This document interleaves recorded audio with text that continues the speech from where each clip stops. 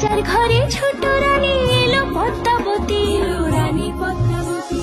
রাজার আরো 6টি রানীর ছিল না সন্তান, পদ্মাবতীর কোলালোতে মিলল সমাধান।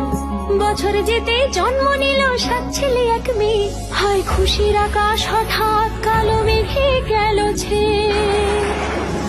হিংসেতে যায় জ্বলে পুড়ে বাকি 6টি রানী, যুক্তি করে ঘটায় ওরা 7 কুমারের হানি।